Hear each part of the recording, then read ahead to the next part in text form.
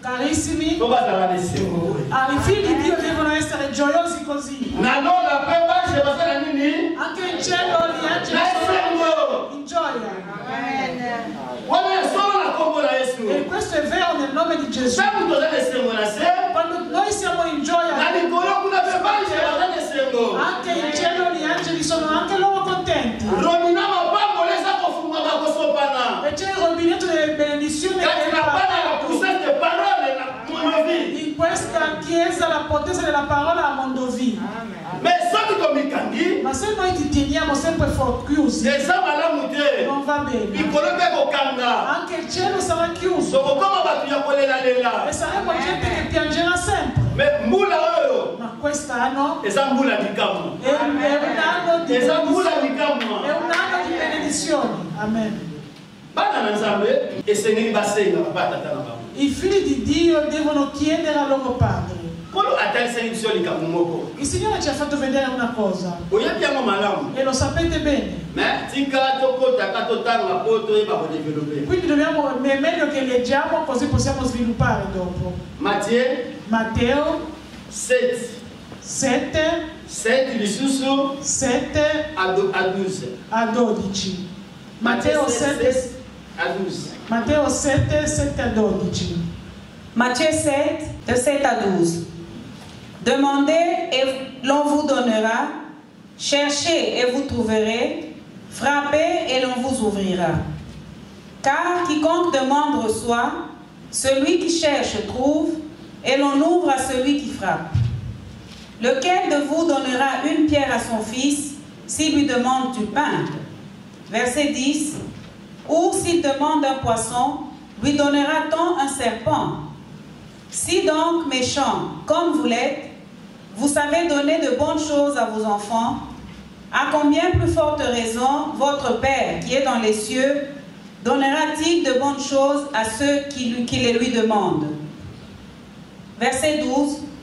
Tout ce que vous voulez que les hommes fassent pour vous, faites-le de même pour eux, car c'est la loi et les prophètes. Leggo nel nome di Gesù. Matteo 7,7.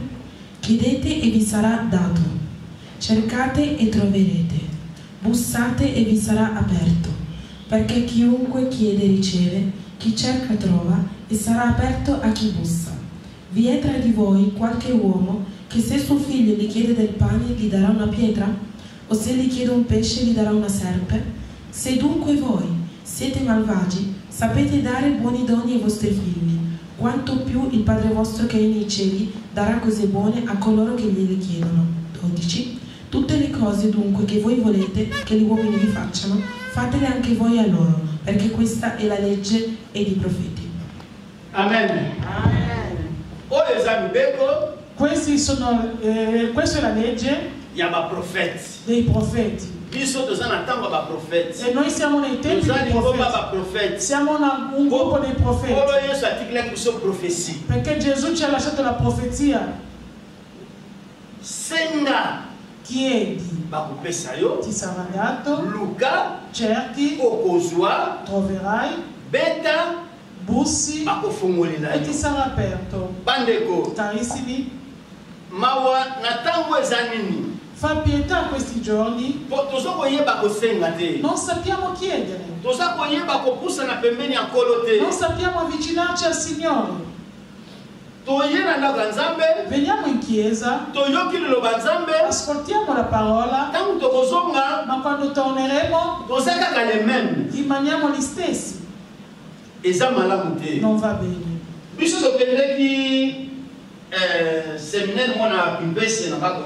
Noi siamo andati in un seminario quando ero ancora giù.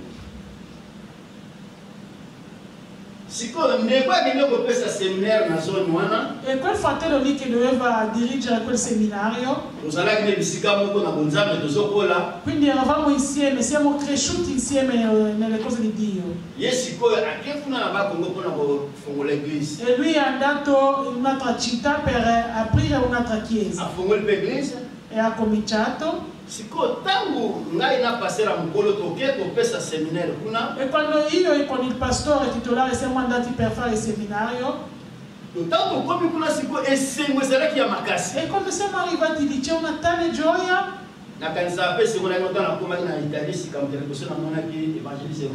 E mi ricordo sempre anche la stessa gioia quando sono arrivata in Italia. La prima persona che ho incontrato era l'evangelista Rufino.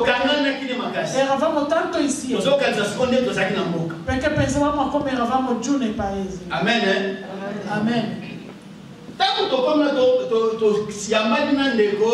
E quando siamo stati lì, ci siamo abbracciati con il fratello, camminavamo, ridevamo, e il pastore intanto ci osservava. Ci osservava. E noi ridevamo, poi facevamo sempre. E il pastore ci guardava. Il primo giorno, il secondo giorno, il terzo giorno. E prima di, quando siamo arrivati la sera, prima di iniziare la preghiera,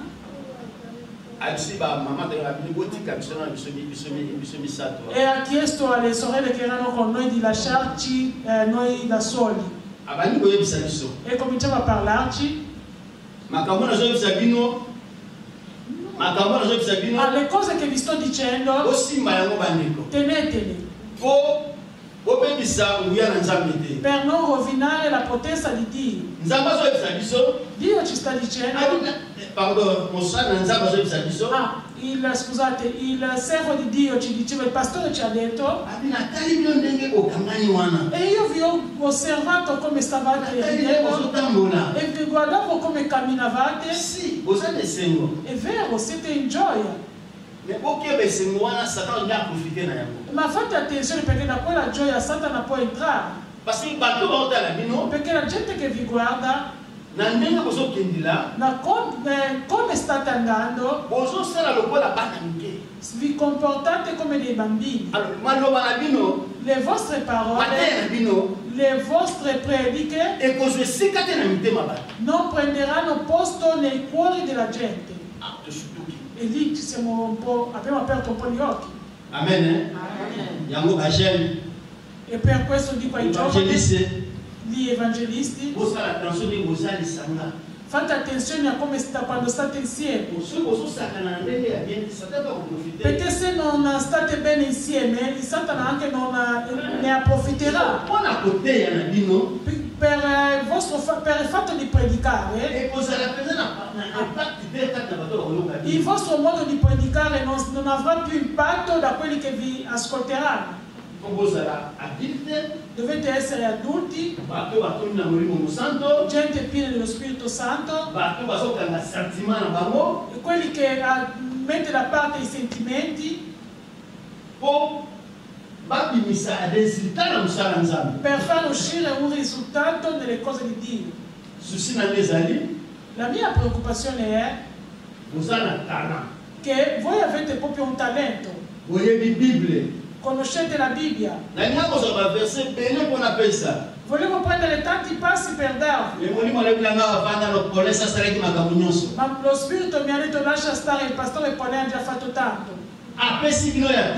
Vi ha dato tanto. Penso che da Genesi fino a Apocalisse avete ricevuto tanto. E sapete anche tante cose. Ma la cosa che vi manca è mettere in pratica. Amen. Va bene anche i sentimenti. Ma non dobbiamo oltrepassare i limiti. Soprattutto quando siamo con i pagani fuori. Dobbiamo fare vedere l'esempio che siamo evangelisti. Amen. Amen. Alleluia. Amen. Io che passo,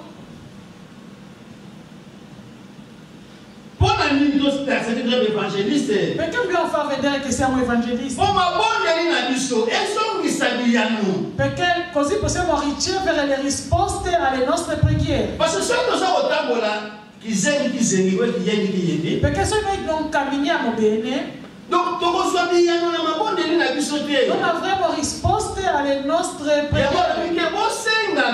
Ecco perché ha detto chiedete, vi sarà dato. bolukaka cercate, bokomona vedrete. frère bolukaka mamolimo Fratelli, cercate le cose di Dio. eza ebele Ci sono tantissimi. napesaki témoignage nasi vendredi awa Avevo dato la testimonianza, penso venerdì. nazali koluka namona likolo eloko liekolakisa ngai Io volevo vedere il cielo, volevo vedere qualcosa in cielo, cosa poteva me succedere. mokolo namonaka Ma il giorno che ho visto, ti lelo oyoyo fino ad oggi, masumu eza mosika na ngai i peccati sono lontani da me. amen toluka masumu ezala mosika na biso Cercate di essere lontani dai peccati. nzambe akopesa resultat na mabondeli oyo obondelaka Dio darà i risultati alle tue preghiere. nzambe akopesa resultat na mabondeli oyo boza kobondela lingomba Dio darà risultati alle preghiere della Chiesa. alobi lisusu nini Cosa ha detto ancora? soki biso Se noi bato mabe che siamo malvagi, toza kopesa bana na biso noi diamo ai nostri figli biloko oyo bango bazosenga le biso cose che ci chiedono, ekoleka boni e quante volte ye moto aza malamu ye tata aza malamu e quindi come fa lui, che è il nostro padre che è buono, apesa yo eloko ozosenga te di darti la cosa che stai chiedendo? me eloko oyo ezobebisa biso Cosa che ci rovina? oyo nga nalingi te basala nga La cosa che io non voglio che qualcuno me lo me faccia, nga naosala baninga ma io lo faccio agli altri. amen nalingi te bazwa mwasi na nga nga naotala basi ya baninga Io non voglio che mi toccano la mia moglie, ma io prendo la moglie degli altri. dove siamo nalingi te balula bana na nga nga nazolula bana baninga dove siamo Non voglio che guardano i miei figli, ma io sto bible tozoloba non sono io, ma la nazolakisa Bibbia. bino nzela mpo tozwa molimo mosanto Ma io vi faccio vedere la strada per avere lo Spirito Santo. susi ya nzambe ezali asala kati na biso Perché Dio vuole agire in noi. po oyo ezali eglise ya monene kati na mboka oyo Perché questa chiesa è una grande chiesa in questa città. alors fo tozala fiere na nzambe wana Allora dobbiamo essere fieri proprio di questo fo Dio. tosalela nzambe wana na molimo mpe na solo Allora dobbiamo servire questo Dio nello Spirito anche in verità. tolingi susu mabe ezala kati na biso na lingomba te Noi non vogliamo più peccati in questa chiesa. biso toza kosenga makasi Noi stiamo chiedendo tanto. toza kosenga kimia Noi chiediamo la forza, la pace, toza kosenga bolingo chiediamo l'amore, evanda kati na biso nyonso che tutte queste cose siano in noi. na nzela wana kaka bato bakoya E tramite queste cose che la gente verrà. amen oyo olingi te basala yo Quello che non vuoi che ti yo facciano, mpe kosala moninga e te anche tu non farlo all'altro. olingi te batonga yo Non vuoi che parlano male di yo te, mpe kotonga moninga e te anche tu non parlare male dell'altro. olingi te bayiba yo Non vuoi che ti yo rubino, mpe koyiba moninga te anche tu non rubare all'altro. olingi te bakosa yo Non vuoi che ti yo mpe mentono, kokosa moninga te anche tu non mentire all'altro. oyo nde eza mibeko ya basakoli È la legge dei profeti. olingi ozala mosakoli Vuoi essere un profeta? olali ozomona lokola papa fuku amonaka Vuoi dormire e avere dei sogni come papà Fuca? zala na makambo oyo Devi avere queste cose.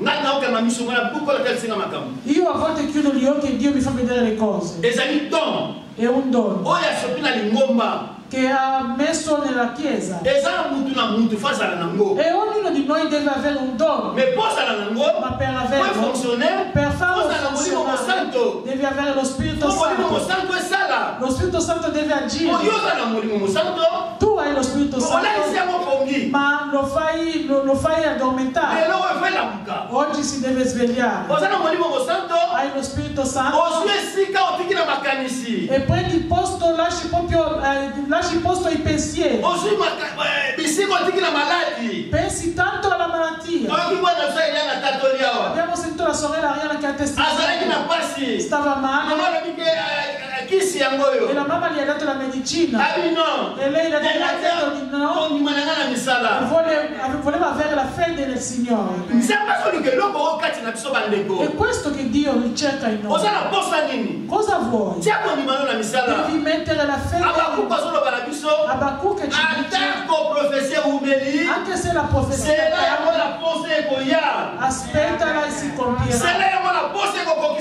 Aspettala e si compierà. Se Dio ti dice qualcosa, aspetta finché si compie. A me Dio mi ha detto delle cose. E sono questi giorni che queste cose si compiono. Ma io lo aspettavo sempre. E io pregavo a Dio. Quando Dio apre una strada e il diavolo viene a rovinare la strada. E diceva Dio, so che sei tu, quando vorrai succederà. Ma noi cosa facciamo? Quando hai una sconfitta, ma invece devi andare avanti e farvi vedere che lo vuoi bene. Se noi facciamo vedere a Dio che lo amiamo, così queste parole si compieranno nelle nostre vite. Non ha detto di chiedere, ma ha detto chiedete. Amen. Possiamo andare avanti. Apocalisse 9, 20 à 21. Apocalisse 9, anche qua è una cosa importante che ci aiuta sempre ad andare a toglierci dai peccati. Apocalypse 9, 20 à 21. Les autres hommes qui ne furent pas tués par ces fléaux ne se repentirent pas des œuvres de leurs mains, de manière à ne point adorer les démons et les idoles d'or, d'argent, d'airain, de pierre et de bois, qui ne peuvent ni voir, ni entendre, ni marcher. Et ils ne se repentirent pas de leur meurtre, ni de leur enchantement, ni de leur impudicité, ni de leur vol. Amen. Amen. Leggo nel nome di Gesù. Amen. Il resto degli uomini che non furono uccisi da questi flagelli non si ravvidero dalle opere delle loro mani, non cessarono di adorare i demoni e gli idoli d'oro, d'argento, di bronzo, di pietra e di legno, che non si possono né vedere, né udire, né camminare. Non si ravvidero neppure dai loro omicidi, né dalle loro magie, né dalla loro fornicazione, né dai loro furti. Amen. Amen. Bandeko, carissimi, tante persone si rovinano con le magie, con le stregonerie, con le cose che sono fatte dalle loro mani. E le cose anche dove andate a inginocchiare, vanno a inginocchiarsi, hanno la bocca ma non parlano, hanno gli occhi ma non vedono, hanno gli orecchi e non ascoltano. Ma noi, il Dio che preghiamo noi, lui ha gli occhi e ci vede, ha gli orecchi, ascolta, ha il naso e ascolta anche l'odore. Perché tu non puoi mentire a quel Dio. Ma il Dio proprio degli idoli,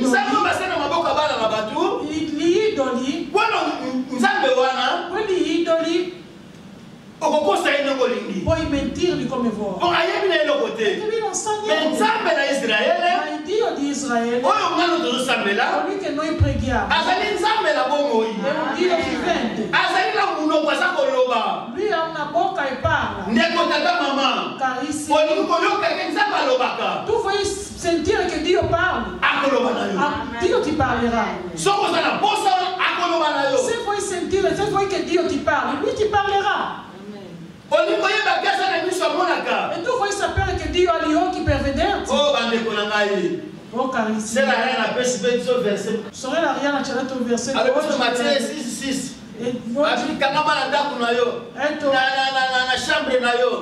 Ci ha detto quel versetto lì che dice quando vuoi pregare entra nella tua casa, nella tua camera, chiudi la porta, piangi nel segreto e tuo padre che ascolta nel segreto ti darà quello che vuoi. Amen. Amen. Carissimi, dobbiamo sapere che Dio ci vede. Non è che Papa Paulin ti vede, ma Dio ti vede. Il tuo marito non ti vede, tua moglie non ti vede, ma Dio Padre, Lui ti vede. Per questo nell'Apocalisse abbiamo letto, dobbiamo avere fiducia in Dio che vede, dobbiamo avere fiducia nel Dio che ascolta. Perché? Perché noi siamo in viaggio e stiamo cercando di entrare nella via stretta. La via stretta è la via del regno eterno. Guarda un po' le sofferenze che abbiamo qua sulla terra. Guarda le sofferenze che hai. E vuoi anche andare dall'altra parte del cielo a vedere, a avere le stesse sofferenze. Amen. La Bibbia dice i ricchi sono loro che non riusciranno a entrare. Perché?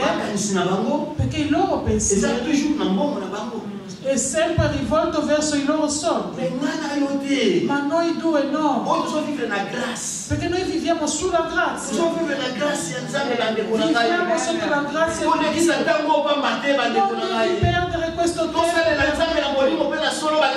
Dobbiamo servire Dio nella verità. Perché non c'è più tempo. Non c'è più tempo. Che noi pensiamo di rimanere tanto su questa vita.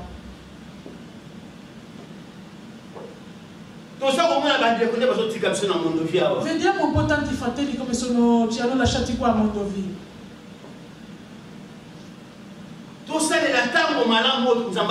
Quindi dobbiamo usare questo bel tempo che Dio ci ha dato. Lasciamo gli idoli, lasciamo i peccati, lasciamo il male, cerchiamo di fare il bene, amiamoci gli uni gli altri. Se vedi tuo fratello nello sbaglio, siamo fratelli, carissimi. Non andare a parlare di qua e là. Vieni, parla con tuo fratello e digli la cosa. Che guarda, questo che hai fatto non mi è piaciuto. Amen. Amen. Faremo così. Amen. Vi chiedo proprio nel nome di Gesù. Faremo così. Gesù sulla croce cosa ha detto? Padre, perdonali, perché quello che fanno non lo sanno. Carissimi, anche tuo fratello può anche cadere, perché Satana può anche mentirgli. Ma tu fallo ritornare nell'amore di Dio. Amen. Farli tornare nell'amore di Dio. Perché la parola di Dio è amore. È un amore infinito. È un amore eterno. Come papà Fuka ama mamma Angèle. Amen. Mamma Angèle anche ama papà Fuka così, nello stesso modo.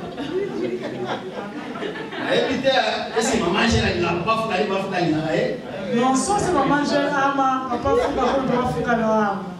La ama.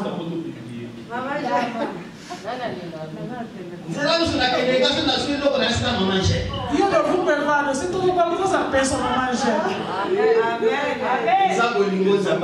È un amore che Dio ha messo in me. Che mette anche questo amore in te. Che mette questo amore in noi. Così per vedere Dio. Per vedere anche il regno di Dio. ridere fa anche bene, fratelli. Carissimi, l'amore di Dio non ha fine. Se nella Chiesa abbiamo l'amore di Dio, nessuno farà del male all'altro. Non ci sarà neanche la mancanza in Chiesa. Ma se non prendiamo questo amore, sarà difficile. Primo Pietro 2, 21 à 25. Je lis au nom de Jésus. Amen.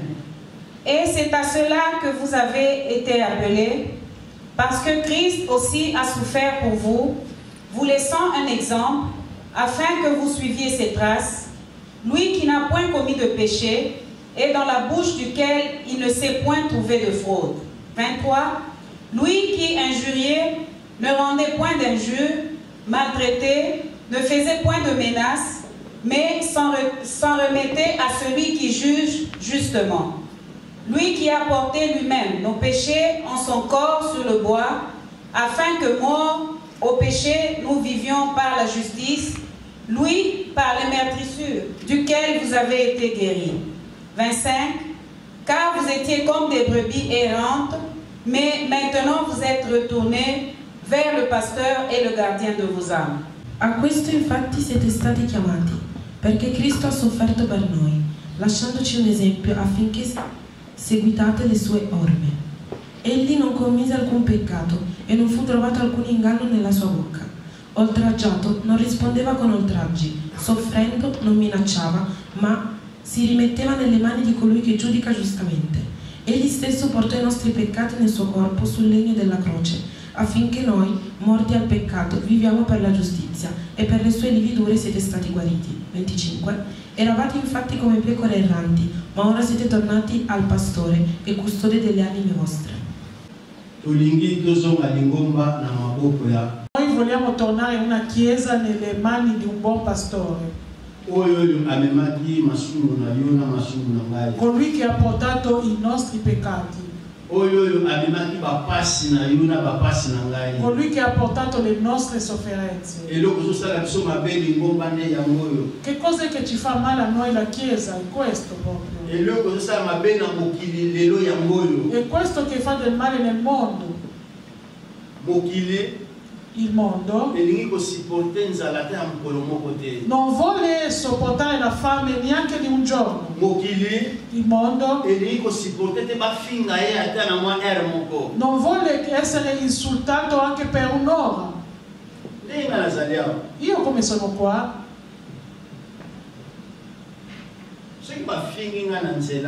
Se mi insultano sulla strada e se vengo qua, chi è che saprà che mi hanno insultato? Amen. Amen. Pensiamo bene.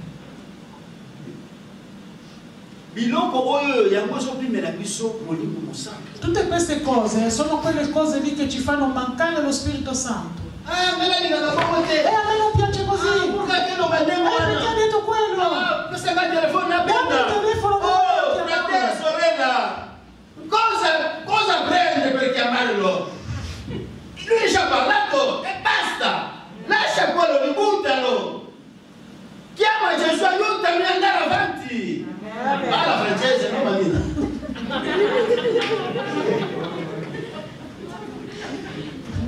Alleluia.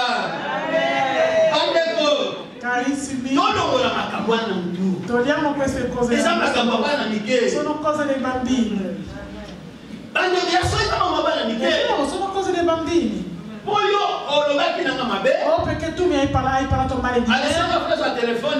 Adesso io prendo il mio telefono e comincio a chiamarti e tu hai detto quello, hai fatto quell'altro. State tornando indietro. Se la morte arriva in quel momento lì, vai direttamente all'inferno. per prendere i tuoi soldi, come papà venne fa, per chiamare il fratello che non è venuto in chiesa, no, lì non lo fai. Ma per chiamare chi ha parlato male di te, o dare anche la notizia che hanno parlato male di lei, lì sei il primo. Guarda un po' tutte le strategie del diavolo. Queste cose devono finire nel nome di Gesù. Queste cose devono uscire dalla chiesa nel nome di Gesù.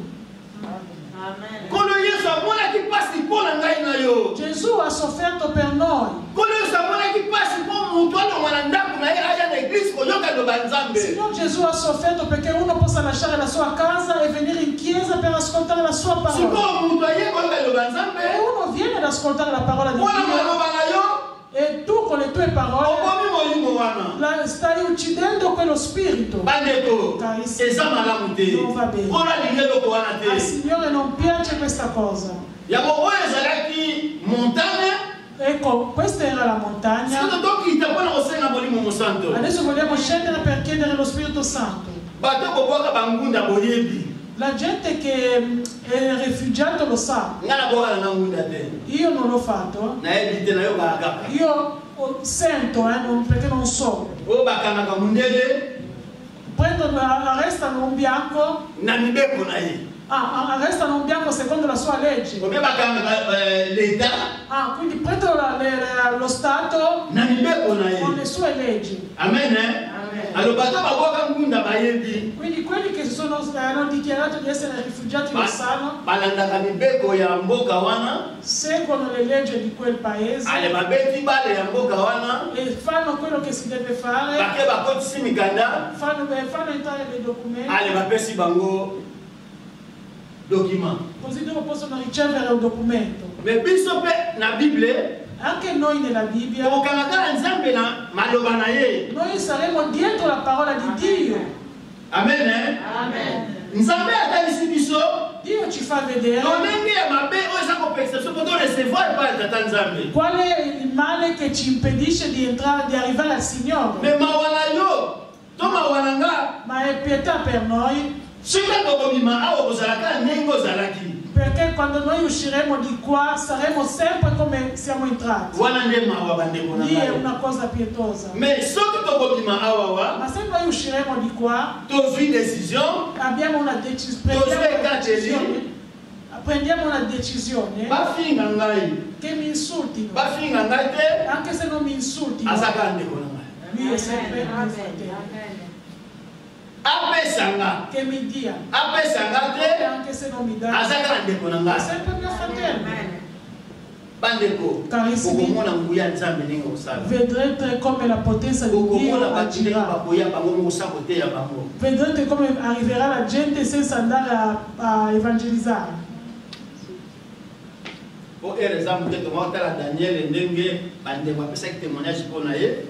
Perché non c'è più tempo, vogliamo vedere la storia di Daniele. Perché loro cercavano di arrestarlo, ma non riuscivano a farlo arrestare, perché tutto quello che lui faceva andava bene. E cosa hanno detto? Lasciate lo Stato. Se volete arrestarlo, dovete toccare le leggi del suo Dio. Carissimi, ecco, così che dobbiamo essere. Il mondo ci può cercare negli sbagli e noi non dobbiamo aprire la porta. Dobbiamo chiudere tutte le porte di sbagli. Quando verranno a cercarci nel Signore, e lì vedranno anche la potenza di Dio. Amen. Perché i fratelli che hanno cercato Daniele hanno visto la potenza di Dio. Perché Daniele non ha obbedito alle loro cose, perché non erano cose da Dio, ma erano cose perché la gente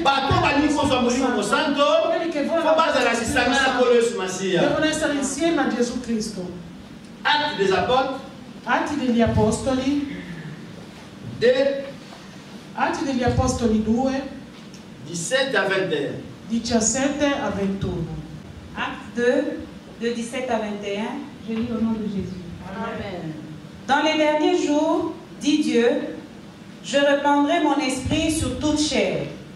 Vos fils et vos filles prophétiseront, vos jeunes gens auront des visions, et vos vieillards auront des songes.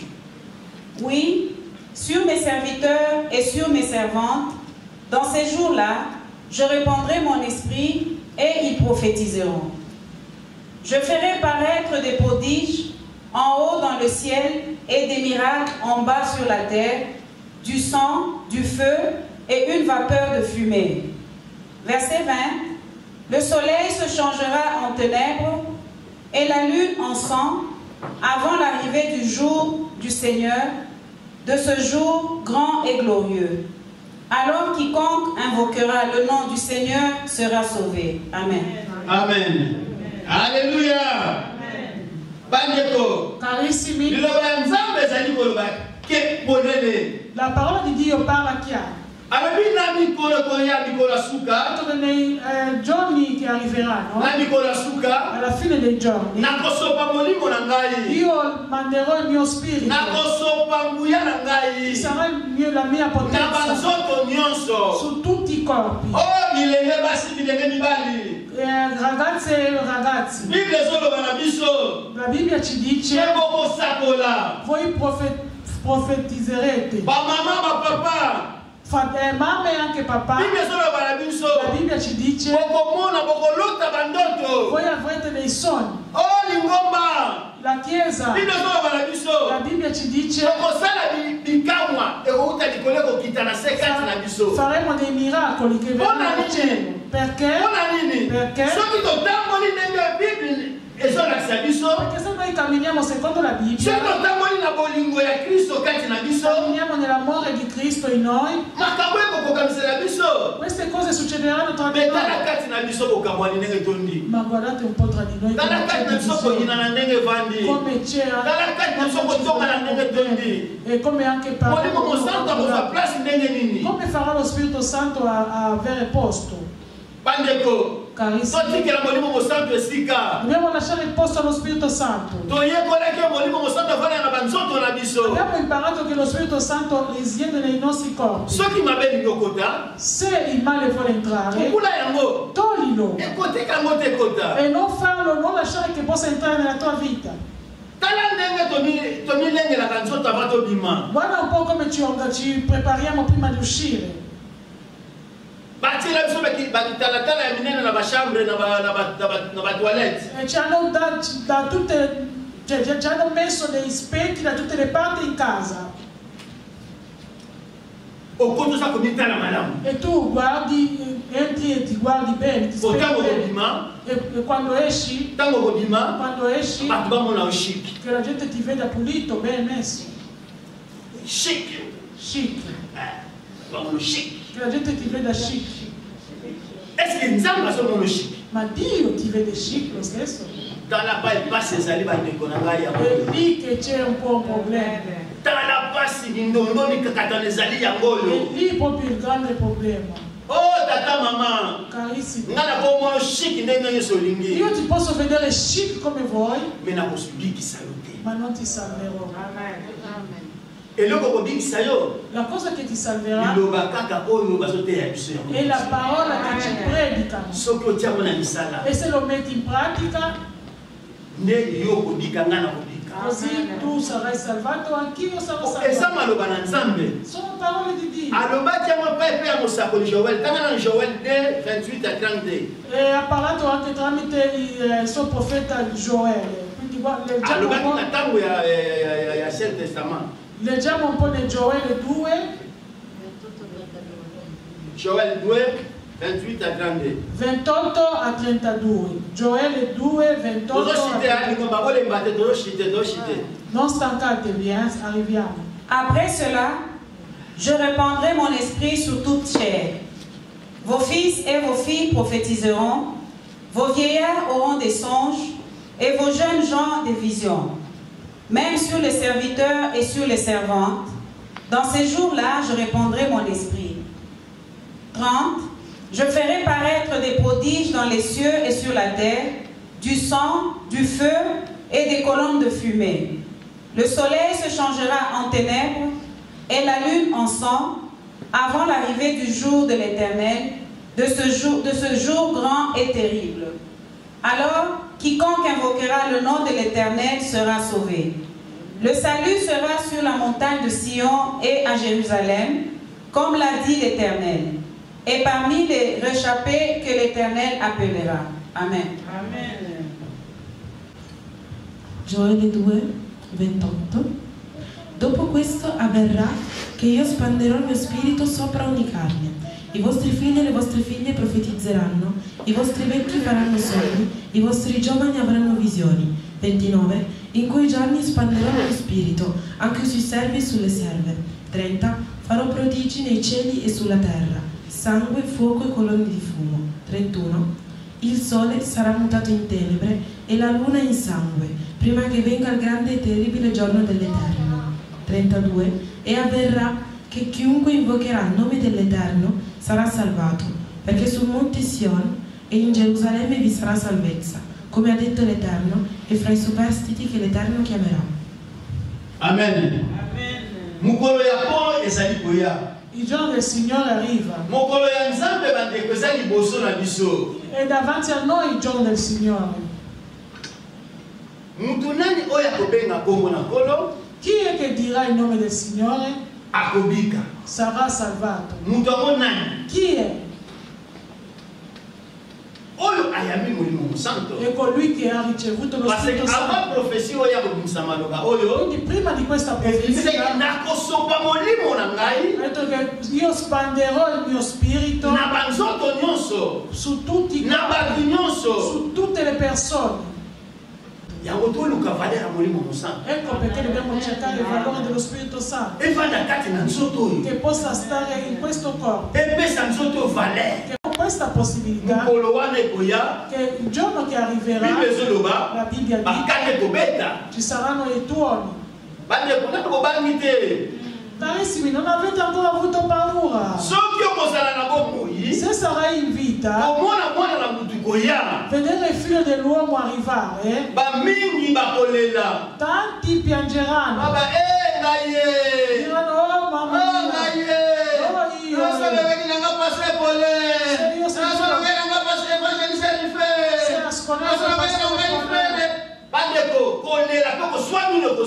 quindi lì ci sarà proprio quei giorni.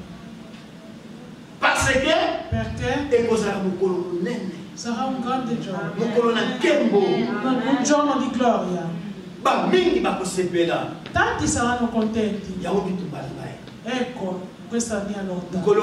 Quel giorno io avrò proprio, ballerò proprio Gesù è qua, Gesù io sarò contento. Quel giorno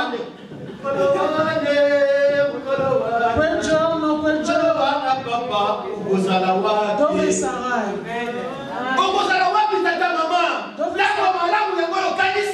Dove sarai quel giorno? Dove sarai?